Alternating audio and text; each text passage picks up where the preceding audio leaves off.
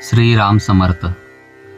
सद्गुरू श्री ब्रह्मचैतन्य गोंदवलेकर महाराज यांचे प्रवचन 4 मे. सत्संगतीत राहावे, नेहमी संतांची संगत धरावी. परमार्थाला संतांचे अधिष्ठान आवश्यक आहे. संत आपल्या जवळच असतात, त्यांना पाहायला कुठे जावे लागत नाही. चित्त शुद्ध नसेल तर संतांच्या जवळ जाऊन तरी काय उपयोग होणार. त्यांना आपण देहात पाहू नये.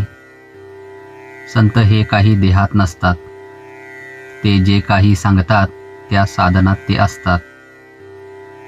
आपली विषय लालसा सोडल्याशिवाय त्यांची भेट होणे शक्य नाही. संतांकडे एखादा चोर गेला तर त्याला त्याची खरी भेट होईल का? तो ज्या हेतूने जातो त्या हेतूने त्याला फार तर तिथे चोरी करता येईल, परंतु संतापासून जे खरे मिळवायचे ते साधेल का?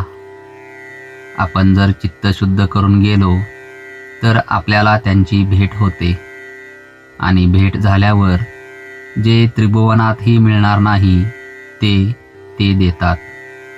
एक जण एका संतांकडे नेहमी दर्शनाला येत असे. तिथे इतर मंडळीही पुष्कळ असत, पण तो कुणाशीही बोलत नसे. कुणी काही विचारले तर उत्तर देत नसे. सदा मुद्रा खिन्न असे. कुणालाही त्याच्याशी बोलावे असे वाटत नसे.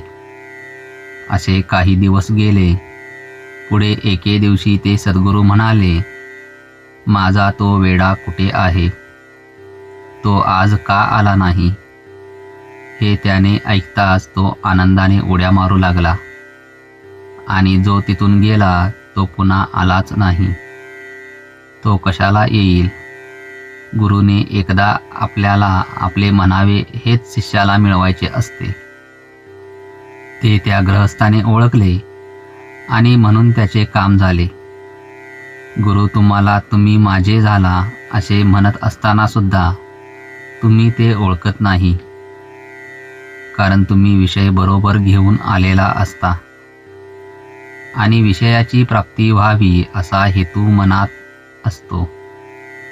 या उलट गुरु तुम्हाला निवृत्ती देतात. निवृत्ती दिल्यावर विषयाची प्राप्ती व्हावी ही आठवणच जाते.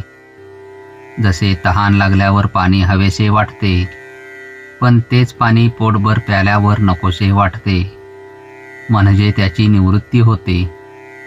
आपला यावर आज विश्वास बसायचा नाही, पण हा विश्वास बसायला भगवंताचे नामस्मरण केले पाहिजे. नामाने ते कार्य होते, म्हणून नामस्मरण करीत जावे. नामाने काळजी वाटणे नाहीसे होते, आणि मग तळमळही आपोआप जाते. मन आपल्याला विषयाचा आहेर करीत असताना आपण त्याला नामाचा आहेर करावा.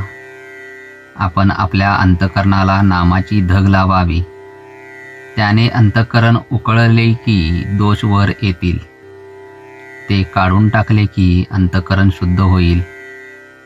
शुद्ध अंतःकरण ठेवून नाम घेतले तर भगवंताच्या कृपेचा अनुभव येईल. नामानेच अंतरंग शुद्ध बनते. नामानेच मन अंतरात प्रवेश करून स्थिर बनते.